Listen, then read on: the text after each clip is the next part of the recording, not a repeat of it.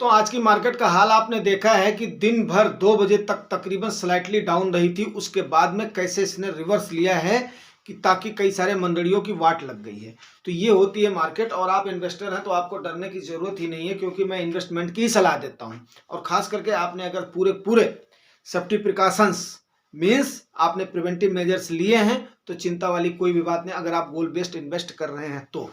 अब इसमें एक बहुत ही कंफ्यूजिंग वर्ड हो जाता है, जैसे आप कोई भी साइट खोलोगे या किसी से बात करोगे तो वो इतने टाइप से आपको रिटर्न की बात करेंगे कि एक्चुअली आदमी क्या होता है, कंफ्यूज हो जाता है। एक तो हर बंदा मैथमेटिक्स का नहीं होता, हर बंदा कॉमर्स का नहीं होता है, तो इतने टाइप के कैलकुलेशन में वो सोचता है भैया इसको छोड़ो और यहाँ से भागो, ये पता नहीं क्या क्या बोल रहे हैं। बट आज मैं आपको वो मेथड बता रहा हूँ कि जिसकी वजह से मेरे एक व्यूअर की क्यूरी भी कवर हो जाएगी, जो उन्होंने बड़ी अच्छी क्यूरी करी है, और दूसरा आपका डाउट भी दूर हो जाएगा। क्योंकि अगर आपके फंडामेंटल्स नहीं क्लियर हैं तो आप उसके बाद में क्या करेंगे, कंफ्यूज ही रहेंगे। बिकॉज क्या होता है, ये डाइसी जिसको बोलते हैं ना, इसकी पोजीशन जो है वो डाइसी है, और इस डाइसी को कई लोग और ज्यादा डाइसी बना देते हैं, ठीक है ना। तो म्यूचुअल फंड में टोटली 8 टाइप से रिटर्न के कैलकुलेट करे जाते हैं, जो डिफरेंट मेथड इन्होंने बताए हुए हैं। लेकिन मैं आपको सीधा और सिंपल सा हिसाब एक बार बता दूंगा, आप उसको ही देखिएगा, ज़्यादा परेशान नहीं होइएगा कंपैरिजन के लिए। लेकिन मेरे जो व्यूअर का डाउट है उसको आज जरूर कवर करूंगा। इसको अगर सारे को कवर करने लगूंगा तो ये कम से कम 1 घंटे से ज़्यादा का वीडियो हो जाएगा। हाँ, किसी दिन इसको शॉर्ट फॉर्म में जितना कर सकते हैं और अच्छे से अच्छा समझा सकते हैं तो किसी दिन जरूर कवर करेंगे, क्योंकि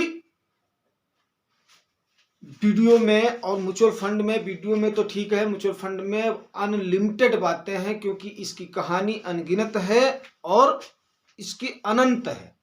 इसीलिए मैं बोलता हूँ गोल बेस करो, टाइम पूरा हो या गोल पूरा हो, भैया निकल लो। चलो बात कर लेते हैं आज type of return in mutual fund. कितने टाइप के रिटर्न होते हैं? सबसे पहला रिटर्न होता है एनुअलाइज रिटर्न होता है, दूसरा होता है टोटल रिटर्न होता है, तीसरा होता है ट्रेलिंग रिटर्न होता है, चौथा होता है पॉइंट टू पॉइंट रिटर्न होता है, पांचवा होता है एनुअल रिटर्न होता है, छठवां होता है रोलिंग रिटर्न होता है, और उसके बाद में सातवां होता है compound annual growth return, CAGR जिसको बोलते हैं, और आठवां होता है extended internal rate of return, जिसको हम XIRR बोलते हैं।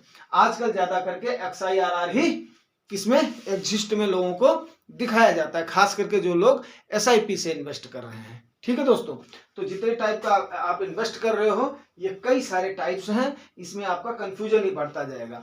तो सबसे पहले मैं बात कर लेता हूं जो मेरे व्यूअर ने कमेंट किया है कि उनका XIRR कितना दिखा रहा है, 34% दिखा रहा है। तो XIRR के संबंध में मैं आपको, क्योंकि ये कैलकुलेशन एक्सेल सीट की कैलकुलेशन है, अभी एक्सेल सीट के इसके लिए बार वगैरह आपको अपना खोलना पड़ेगा, फिर उसमें समझ में आएगा, उसमें काफी ज्यादा टाइम लग जाएगा। मैं आपको सिंपल सा समझा रहा हूं, ठीक है ना। इनका XIR 34% इन्होंने बताया था। अब आप इससे अंदाज लगा लीजिएगा।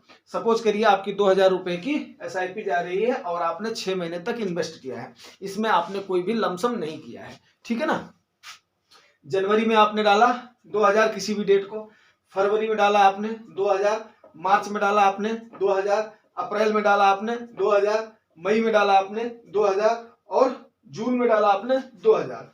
उसके बाद में आपने क्या किया, जून में इससे 11,000 रुपए रिडीम कर लिया, बैलेंस आपका बच रहा है 10,000 रुपया। तो अब आपका इसका XIRR जो है कितना दिखाएगा, 45%। क्यों दिखाएगा मैं आपको बताता हूं। जनवरी में जो आपका पैसा रहा वो टोटली कितना दिन रहा, 180 दिन रहा। फरवरी में कितना दिन रहा, 150 दिन रहा। मार्च वाला पैसा आपका 120 दिन रहा। मई वाला पैसा आपका 90 दिन रहा, और जून वाला पैसा आपका 60 दिन 30 दिन रहा। मतलब टोटल मिलाकर के कुल ये है कि आपके कितने डेज आपके पैसे वो रह रहे हैं जिस डेट में आपकी SIP जा रही है। तो उतने डेज में जो रह रहे हैं वो आप जब कैलकुलेशन सीट में इसका फार्मूला डालोगे तो वो उसको XIRR extended internal rate of return के तौर पर आपको निकाल करके दे देगा।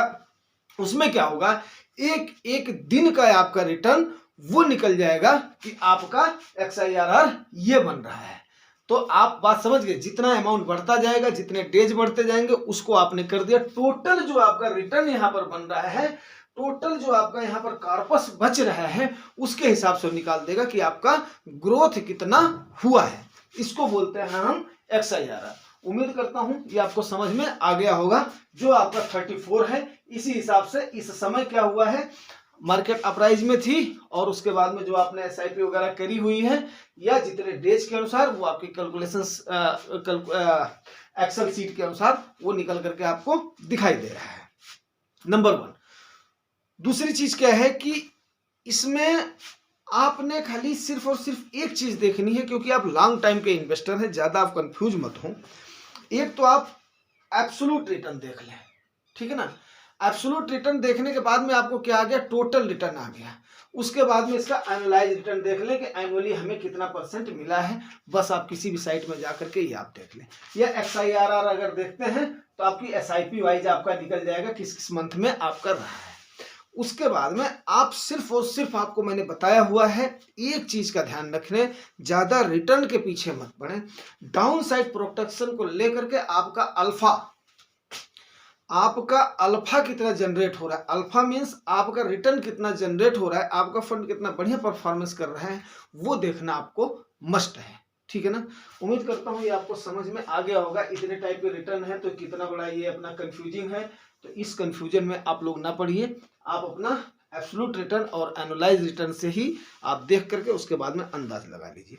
हाँ, गिरावट के समय पर कितना प्रोटेक्शन लिया है, दूसरा फंड कहीं ऐसा तो नहीं है जो कि बहुत ज्यादा गिर करके और उतना ही अल्फा दे रहा है, तो आप कौन से फंड को सेलेक्ट करोगे जो उसके बराबर अल्फा दे रहा है और कम गिर रहा है।